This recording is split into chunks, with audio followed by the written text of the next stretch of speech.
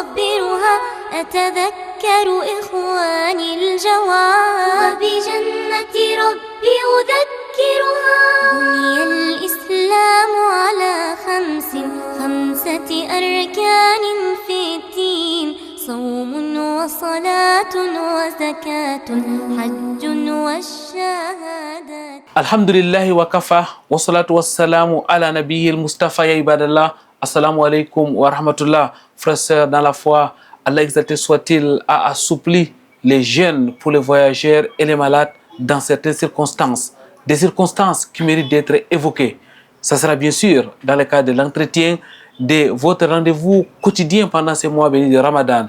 Sur le chemin de Ramadan, c'est l'entretien bien sûr, mais c'est aussi la cérémonie du Saint Al-Qur'an al-Karim et votre rubrique Les Récits. Pour commencer, écoutons mais surtout méditons la parole d'Allah, exalté soit-il.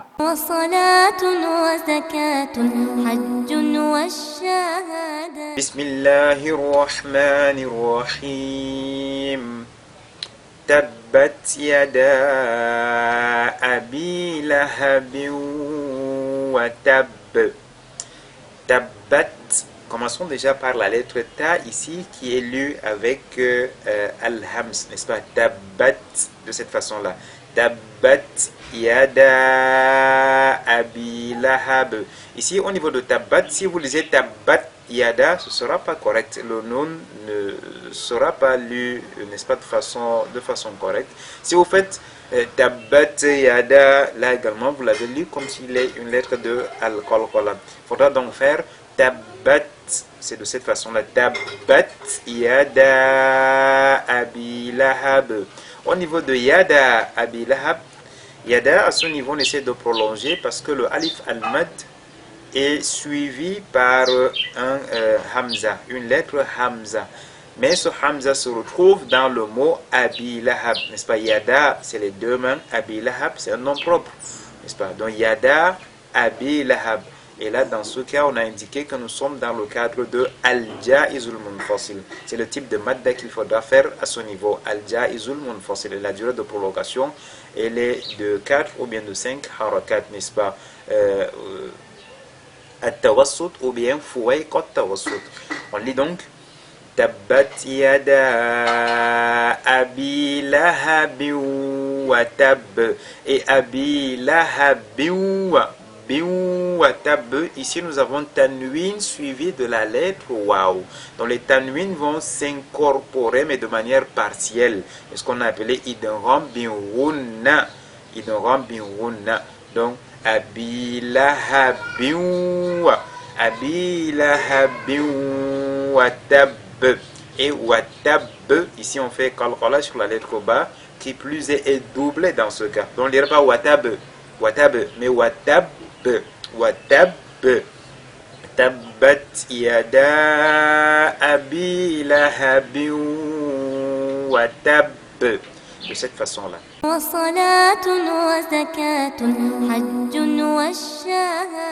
رب اشرح لي صدري ويسر لي امري واحلل عقدة من لساني يفقهوا قولي. اللهم لا علم لنا الا ما علمتنا انك انت العليم الحكيم. رب زدني علما. Mesdames, Mademoiselles, Messieurs, votre fidélité nous honore sur le canal international. Bienvenue une fois de plus sur ce plateau de votre émission sur le chemin de Ramadan. Avec nous pour parler du jeûne, du voyageur et du malade, un spécialiste du domaine, Cheikh Ngamli Ibrahim Khalil, diplômé de l'université islamique à Taïba, après avoir fait quelques années à l'université internationale de la même ville, c'est-à-dire la ville de Médine. Assalamu alaikum wa rahmatullahi wa barakatuh, ya Cheikh. Wa alaikum assalam wa rahmatullahi wa barakatuh. Jazakumullahu khairan, barakallahu fik. J'ajoute que vous êtes enseignant prédicateur à Douala, mais aussi dans la ville de Fumbot, votre ville natale. C'est du côté du département du Noun, ici au Cameroun. Cheikh Ibrahim Khalil, Allah exalté soit-il, nous a parlé du jeûne. Il a prescrit le jeûne à la communauté du prophète Muhammad sallallahu alayhi wa sallam dans une série de versets. Et Allah a spécifié les versets, les jeûnes de certaines catégories de personnes, parmi lesquelles les voyageurs. Que dit spécialement l'islam par rapport à la situation du voyageur en ce qui concerne les jeûnes? Alhamdulillah wahda wa salatu wa salamu ala man la nabiyya ba'da, nabiyina Muhammad wa ala alihi wa sahbihi ajma'in, amma ba'd. Le voyageur a reçu un assouplissement venant de la part d'Allah subhanahu wa ta'ala dans le verset où Allah subhanahu wa ta'ala dit wa man kana minkum maridan wa ala safarin fa iddatu min ayyamin ukhra. Donc quiconque parmi vous est malade ou est en voyage et pourra plutôt jeûner un autre jour après le mois de Ramadan. Et lorsque nous parcourons les différents récits du prophète Muhammad sallallahu alayhi wa sallam, nous constatons que le voyageur a la permission de jeûner et de rompre le jeûne. Mais il peut aussi être dans différentes situations. Par exemple, le prophète Muhammad sallallahu alayhi wa sallam, comme c'est vu dans un autre hadith, il était le seul à jeûner avec un compagnon qu'on appelait Abdullah ibn Rawah. Ils étaient les deux à jeûner et tous les autres compagnons avaient rompu le jeûne. Et il y a aussi un autre hadith qui vient là où le prophète Muhammad sallallahu alayhi wa sallam, il a rompu le jeûne et il a aussi demandé à tout le monde de rompre le jeûne. Et ceux qui ont refusé de rompre le jeûne, il les a qualifiés de osad, c'est-à-dire ceux qui sont désobéissants. Et dans un autre hadith, le prophète Muhammad sallallahu alayhi wa sallam, il a demandé à quelqu'un de rompre le jeûne et il a dit il a donné une parole et il a dit laysa min al-birri as-siyamu fi safari. Il nous a fait savoir que jeûner durant le voyage n'est rien de la piété. Et un compagnon a aussi posé la question au prophète Muhammad sallallahu alayhi wa sallam, le compagnon qui se nommait Hamza ibn Amr, il a posé la question au prophète Muhammad sallallahu alayhi wa sallam à savoir s'il peut jeûner durant un voyage. Le prophète Muhammad sallallahu alayhi wa sallam lui a répondu, si tu veux, tu jeûnes, si tu veux, tu ne jeûnes pas. Donc nous disons que le voyageur peut être dans différentes situations durant le jeûne.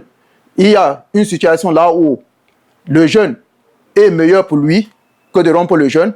Il y a une situation là où rompre le jeûne est meilleur pour lui que de jeûner. Et il y a une autre situation là où il est strictement interdit à un voyageur de jeûner lorsque le jeûne devient déjà problématique pour lui ou le jeûne va peut-être nuire à sa santé. Là, on demande à ce voyageur de rompre le jeûne, surtout lorsque le voyage est difficile, est vraiment, vraiment difficile. Il doit rompre le jeûne. En conclusion, Cheikh, lorsque le voyage est pénible, il rompt le jeûne. Lorsque le voyage est abordable, il est préférable pour lui de jeûner, c'est ça? Effectivement, lorsque le jeûne est pénible, il rompt le jeûne. Lorsque le jeûne est abordable durant le voyage, c'est qu'il est meilleur pour lui de jeûner. Non. Mais ça veut dire qu'il peut aussi ne pas jeûner. Dans tous les cas, le voyageur a le choix. Nous parlons de ce qui est meilleur. Nous ne parlons pas du jugement. Le jugement du jeûne d'un voyageur, c'est que le voyageur a l'assouplissement de rompre le jeûne et rembourser un autre jour après le Ramadan. Mais dans ce cas-ci, nous parlons plutôt de ce qui est meilleur. Et à la seule différence que lorsque le jeûne devient déjà trop pénible à un voyageur, là maintenant il devient une obligation pour lui de rompre le jeûne. Alors parlant du voyage, il s'agit de quel type de voyage? Est-ce qu'il y a le nombre de est-ce qu'il y a un kilométrage défini? Est-ce qu'il y a la qualité du voyage même qui est aussi mise en avant? Effectivement, ce n'est pas tout déplacement qu'on appelle voyage. Et ce n'est pas selon le jugement de tout un chacun, que chacun se décide que je suis en voyage. Non. Il y a des distances bien précises. Même comme il y a une divergence là-dessus entre nos savants. Puisque certains de nos savants ont dit que la distance parcourue qu'on peut appeler voyage, c'est la distance de 80 km, aux environs de 80 km. Donc si tu ne parcours pas 80 km, on ne peut pas t'appeler un voyageur. Mais certains ont dit que tout ce que les gens de la localité sont unanimes là-dessus que c'est le voyage. S'ils appellent une localité, que lorsque tu te déplaces pour cette localité-là, on te considère comme un voyageur. Certains de nos savants ont dit que cet endroit-là, on te considère comme un voyageur, sans plus tenir compte de la distance. Est-ce que la distance a atteint 80 km? Est-ce que la distance est moins de 80 km? Tant que vous tous, vous êtes unanimes que lorsque quelqu'un se déplace pour telle place, il a le titre du voyageur. Là, il peut rompre le jeûne durant ce voyage. Mais dans tous les cas, nous disons que quelqu'un doit être sûr que la distance qu'il a parcourue ou que là où il se trouve actuellement, il est en état d'un voyageur. Si tu as des doutes, c'est que là, tu as pour obligation de jeûner et de ne pas rompre le jeûne. Et en conclusion, Cheikh, ça veut dire que si quelqu'un se déplace et qu'on considère cela dans sa localité comme voyage, il peut simplement rompre, c'est ça? Oui, selon la position de certains de nos savants, que si quelqu'un se déplace dans une localité, là où vous tous, parce qu'on dit que c'est... Quelle est la position que vous conseillez à notre spectateur? Ce que je conseille à nos spectateurs, j'ai dit qu'on doit considérons le kilomètre, 80 km. Non. Parce qu'à 80 km, là, il n'y a plus de doute que vous êtes en voyage. Mais lorsqu'on dit que c'est que la localité considère comme voyage, c'est difficile de cerner, c'est que toute la localité a considéré comme un voyage. Moi, ce que je conseille, c'est que nous retenons le kilométrage, qu'aux environs de 80 km, quelqu'un parcourt cette distance, il est considéré comme un voyageur et là, il peut rompre ce jeûne. Cheikh Ibrahim Khalil, vous êtes spécialiste de la jurisprudence. Je voudrais aller au-delà du jeûne. Quelles sont les autres facilités que l'islam a accordées aux voyageurs? L'assouplissement du jeûne n'est pas seulement la seule félicitation qu'Allah subhanahu wa ta'ala a accordée aux voyageurs, puisque c'est venu dans un autre hadith, là où le prophète Mohammed sallallahu alayhi wa sallam nous fait savoir que Inna Allah wada'a anil musafiri shatra salati wa sawma wa anil hubla wal murdi. Allah, le prophète Mohammed sallallahu alayhi wa sallam, il nous fait savoir dans ce hadith que certainement Allah subhanahu wa ta'ala, il a allégé une partie de la prière sur le voyageur. Il a allégé une partie de la prière. Là, le prophète a commencé par là. Quand on dit alléger une partie de la prière sur le voyageur, ça veut dire que le voyageur, au lieu de prier 4 raka'at que nous prions normalement, c'est-à-dire la prière de Zour, la prière de As et celle de Isha, le voyageur ne prie pas les 4 raka'at, mais lui, il diminue et prie seulement 2 raka'at. Mais en ce qui concerne la prière de Maghrib et la prière de Fajr, ces deux prières-là, on les prie toujours complètement. Donc voilà une autre facilité qu'Allah subhanahu wa ta'ala il a accordé aux voyageurs. C'est-à-dire que le voyageur peut diminuer les prières de 4 rak'at, il prie seulement 2 rak'at, ainsi que le jeûne, le voyageur a aussi pour assouplissement de rompre le jeûne et le rembourser après le ramadan. Raccourcissement des prières, mais aussi jumelage? Jumeler les prières et raccourcir les prières, c'est deux choses différentes. Tu peux raccourcir les prières sans jumeler les prières. Non. Tout comme tu peux jumeler les prières sans les raccourcir. Par exemple, le résident, il peut jumeler les prières sans les raccourcir. Et celui qui est en voyage, il lui est permis de jumeler les prières et il lui est permis de raccourcir les prières. Mais ce qui est meilleur pour lui, s'il a la possibilité d'effectuer chaque prière à son heure, il fait quoi? Il diminue les prières, mais il effectue chaque prière à son heure. Parce que le prophète Mohammed sallallahu alayhi wa sallam, lorsqu'il était souvent en voyage, lorsqu'il avait la possibilité d'effectuer chaque prière à son heure, il préservait chaque prière à son heure, mais il les diminuait comme il a fait à Mina. Il a diminué les prières de 4 raka'at. Il les a diminuées en 2 raka'at, mais il a préservé chaque prière à son heure de prière. Donc nous disons que le voyageur, surtout lorsqu'il est déjà arrivé à la destination, puisque lorsque tu arrives à la destination, il y a aussi certaines conditions qui résident sur là, le nombre de jours que tu vas passer là-bas pour être toujours en état de voyageur. S'il est déjà en destination, nous lui disons, tu peux diminuer les prières, mais ce qui est meilleur, effectue chaque prière à son heure. Barakallahu fik, ce qui est meilleur, c'est d'effectuer chaque prière à son heure, sans donc enlever la possibilité de pouvoir les jubiler.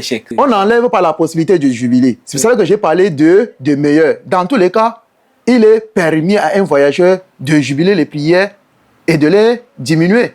Non. Donc là, nous parlons plutôt de ce qui est meilleur. Non. C'est ça que je fais encore la différence entre dire ce qui est meilleur et le jugement. Il y a le jugement, dit que tel est permis, tel n'est pas permis. Et il y a aussi qualifier l'un des deux des meilleurs. Ça veut dire que les deux sont permis, mais voilà ce qui est meilleur. Cheikh, restons dans le cadre du voyageur. Quels sont les jours qui permettent à quelqu'un de garder son statut de voyageur? Et par exemple, certains qui ont le métier de chauffeur, qui à longueur de journée sont toujours en voyage, sont-ils toujours qualifiés de voyageurs? Allah subhanahu wa ta'ala dans le Saint-Coran, il a dit voyage.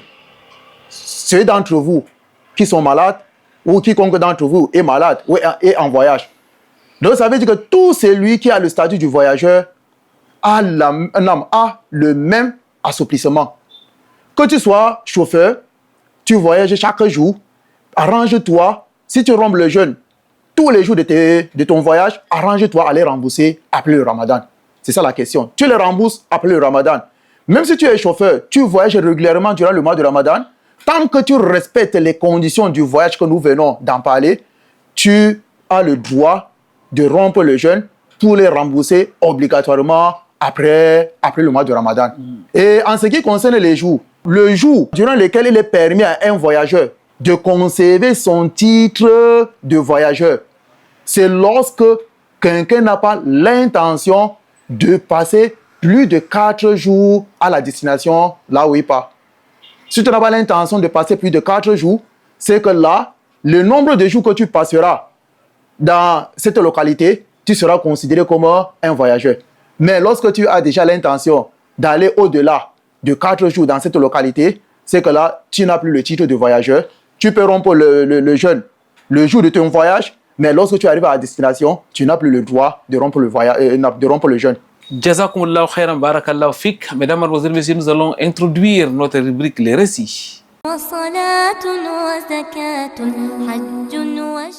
بسم الله الرحمن الرحيم الحمد لله رب العالمين والصلاة والسلام على نبينا محمد وعلى آله وأصحابه أجمعين أما بعد السلام عليكم ورحمة الله وبركاته. Fidèles téléspectateurs, bienvenue à votre rubrique Le Récit. En ce jour, nous allons parler sur l'histoire du prophète, plus précisément sur l'avènement de la prophétie et de la mission de notre prophète Mohammed, paix et salut d'Allah sur lui. Dans la grotte de Hira, aux environs de la quarantaine, le prophète sallallahu alayhi wa sallam constata que ses méditations antérieures avaient élargi le fossé entre lui et son peuple et préféra la solitude. Il était muni de vivres et d'eau et se rendait à la grotte de Hira, dans la montagne de la lumière surnommée Jabal An-Nur, située à peu près à 4 km de la Mecque.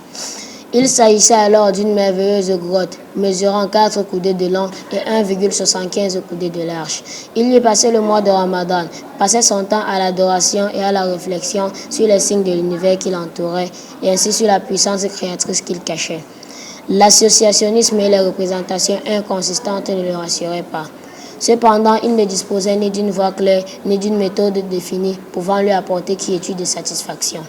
Son choix de la solitude était un aspect de la guidance d'Allah, guidance destinée à le détacher des préoccupations d'ordre terrestre dont les gens meublaient leur vie, au fin de le préparer à la grande affaire qui l'attendait. Ainsi, le prophète sallallahu alayhi wa sallam s'apprêtait à endosser la lourde responsabilité et à modifier le cours de l'histoire. Pendant 3 ans, Allah le voit à cette solitude avant de lui faire porter son message. Le prophète sallallahu alayhi wa sallam se lança donc dans cette solitude pendant 1 mois au cours duquel il communiait avec l'esprit de l'univers jusqu'au moment où sonna l'heure de traiter avec ce mystère sous l'autorisation d'Allah. Chers téléspectateurs, c'est ainsi que prend fin la première partie de l'avènement de la prophétie. La suite dans nos prochaines auditions. Wassalamu alaikum wa rahmatullahi wa barakatuh. Retour sur ce plateau de votre émission sur le chemin de Ramadan. Nous restons en compagnie de notre Cheikh Ngamli Ibrahim Khalil, spécialiste de la jurisprudence islamique. Nous parlons aujourd'hui, Cheikh, du jeûne du voyageur et du malade. Dans la première partie de cette émission, nous avons de long en large parlé du voyageur et du voyage. Maintenant, quelle est la situation du malade sur le plan de la jurisprudence en ce qui concerne les jeunes? Le malade également fait partie de ceux qu'Allah subhanahu wa ta'ala a accordé son assouplissement pour rompre le jeûne durant le mois de Ramadan. Mais il y a un problème autour du malade, puisque nous avons parlé dernièrement concernant le jeûne du malade et nous avons cité les conditions de ce malade. Nous avons dit que ce n'est pas tout malade. Non, ce n'est pas tout malade qui doit rompre le jeûne. Il y a certaines conditions. Il faut que le jeûne soit en conflit avec la maladie en question. Si le jeûne n'est pas en conflit, c'est-à-dire que le jeûne ne peut rien nuire au malade ou le jeûne n'a rien à y voir avec cette maladie, c'est que là, nous demandons aux malades de jeûner. Et dernièrement, nous avons dit que c'est soit le jeûne peut encore aggraver la maladie, soit le malade souffre encore plus à cause du jeûne, soit le jeûne peut ralentir la guérison du malade, soit le malade a besoin de prendre obligatoirement certains de ces produits durant la journée du jeûne. Et il revient aussi à rappeler que les malades sont divisés en 2 catégories. Il y a les malades qui ont pour obligation de rompre le jeûne et les rembourser après le Ramadan. Et ces malades sont ceux-là qu'on espère la guérison par la grâce d'Allah subhanahu wa ta'ala. Ceux-là, ils rompent le jeûne et ils remboursent obligatoirement après le ramadan. Et il y a certains malades dont on n'espère plus la guérison. C'est comme ils sont malades, les spécialistes nous ont informé qu'avec ces maladies-là, on attend seulement le jour qu'Allah va décider qu'il repart, qu'il revient vers lui. Attendons seulement le jour. Ce malade-là, comme nous n'espérons plus la guérison, dans ce cas, il rompt le jeûne. Est-ce qu'il va rembourser? Il ne rembourse plus. Qu'est-ce qu'il va faire? Il va plutôt nourrir les pauvres. Un pauvre pour chaque jour de jeûne manqué. Alors, qu'est-ce qu'on doit comprendre par nourrir un pauvre? Ça consiste en quoi dans la pratique, Cheikh Ibrahim? Lorsque nous parlons de nourrir un pauvre, on peut nourrir un pauvre de deux manières. La première manière, et qui est d'ailleurs la meilleure des manières selon nos savants, c'est de donner la nourriture crue, la nourriture non préparée, pour que le pauvre aille lui-même préparer comme il le souhaite. S'il veut, il vend. S'il veut, il prépare. S'il veut faire ce qu'il veut, il veut avec. Non, voilà la première manière. Et la quantité qu'on doit donner, on donne nisfusa, donc c'est-à-dire demi-sa du prophète Muhammad sallallahu alayhi wa sallam, et le demi-sa, c'est équivalent de 1 kg, presque 1,5 kg en grains, comme le riz. C'est-à-dire que tu dois donner près de 1,5 kg de riz à un pauvre pour celui qui a cassé le jeûne, un jour de jeûne durant le mois de Ramadan, s'il est parmi ceux qui doivent plutôt donner la nourriture. Et si on décide de préparer, on prépare la nourriture dont les gens de la localité aiment. Si par exemple, ici là chez nous, les gens aiment du riz, c'est que ce que tu dois préparer pour donner aux pauvres, tu prépares du riz à ton niveau. Si tu peux préparer avec le poisson, tu prépares avec le poisson, tu sais un pauvre de telle manière qu'il peut manger et ressentir qu'il a mangé quelque chose. Mais on ne donne pas de l'argent à la place de la nourriture. Quand faut-il nourrir les pauvres? En réalité, le temps est divisé en trois. Il y a le début du Ramadan, il y a la fin du Ramadan, il y a chaque jour du Ramadan. Certains de nos savants ont permis tous ces trois temps-là, que le malade ou la personne qui doit nourrir le pauvre a le choix. Soit il donne pour les 30 jours au début du Ramadan, soit il donne à la fin du Ramadan, soit chaque jour, il donne chaque jour spécialement. Mais nous disons que ce qui est juste, comme il n'a pas encore jeûné les 30 jours, donc il doit d'abord attendre. Soit il donne à la fin de chaque journée de jeûne, soit il attend la fin du Ramadan, il donne une fois pour les 30 jours du Ramadan. Et s'il donne à la fin du mois de Ramadan, il décide une fois de rassembler 30 pauvres, c'est que dans ce cas-là, il doit donner 30 nourritures à 30 pauvres. S'il décide de donner chaque jour, il peut choisir un pauvre à qui il donne chaque jour. Aujourd'hui, je viens, je te donne, tu manges. Demain, il donne encore au même pauvre, il mange. Après-demain, il donne encore au même pauvre, il mange. Donc, quelqu'un peut nourrir un même pauvre, même peut-être pendant 30 jours. Mais s'il décide de donner une fois, il sera obligé de rassembler 30 pauvres pour le nourrir. Alors, Cheikh Ibrahim, parlons maintenant d'hygiène du vieillard. Le vieillard est-il considéré comme un malade? Effectivement, nous pouvons dire que le vieillard est considéré comme un malade. Mais pas tous les malades. Le vieillard est considéré plutôt comme un malade dont on n'espère plus la guérison. Puisque comme c'est le vieillard, ce qui l'empêche de jeûner, c'est la vieillesse. Parce que lorsque nous parlons du vieillard ici, c'est le vieillard dont le jeûne devient problématique pour lui. Donc, il est en incapacité de jeûner à cause de la vieillesse. Et nous savons tous que lorsque quelqu'un est vieux, il ne redeviendra plus jeune. Donc, ça veut dire que le vieillard, il a le même statut que le malade qui souffre d'une maladie incurable. C'est-à-dire, on n'espère plus la guérison. Le même jugement que nous avons donné à ce malade, on donne aussi le même jugement au vieillard. Merci, Cheikh Ibrahim Khalil, qu'Allah vous récompense pour ces éclairages. Avant de partir, peut-être un dernier mot à l'endroit des malades, des vieillards qui certainement sont en train de nous suivre. Surtout à l'endroit des malades, nous prions Allah subhanahu wa ta'ala qu'Allah vous guérisse. Tout celui qui a un mal, surtout durant ce mois de Ramadan, ou ceux qui étaient malades avant le mois de Ramadan, ou même après le mois de Ramadan, Nous implorons Allah subhanahu wa ta'ala qu'Allah vous fasse recouvrir la santé. Et nous autres qui sommes en bonne santé, nous implorons Allah subhanahu wa ta'ala qu'Allah nous préserve de tout mot. Nous n'avons pas grand-chose à dire aux vieillards, sauf inciter les enfants que lorsque le père arrive déjà à cet âge-là, il faut savoir que c'est vous maintenant qui êtes les piliers de ce père. Non, les piliers de ce père. Le père a plus besoin de ses enfants à cet âge qu'à l'âge de la jeunesse. Non, nous vous remercions et nous implorons Allah subhanahu wa ta'ala qu'Allah nous récompense tous et accepte nos meilleures actions. Amin. Et nous allons donc nous suffire avec ces invocations. Merci Ibrahim Halil, merci à notre technicien Calvin Tekam, merci à vous mesdames, mademoiselles, messieurs pour votre aimable attention. Demain, ce sera un autre jour. Inch'Allah, une nouvelle émission de Sur le chemin de Ramadan. D'ici là, wa'atasimu bihablillahi jami'an wa la tafarraqu. Cramponnez vos câbles d'Allah et ne vous divisez point. Subhanaka Allahumma wa bihamdik. Ashhadu an la ilaha illa anta astaghfiruka wa atubu ilaik. Wassalamu alaikum wa rahmatullahi wa barakatuh. نفسي بالصوم أروضها وبحب الله أصبرها أتذكر إخواني الجواب وبجنة ربي أذكرها بني الإسلام على خمسة أركان في الدين صوم وصلاة وزكاة حج والشهادة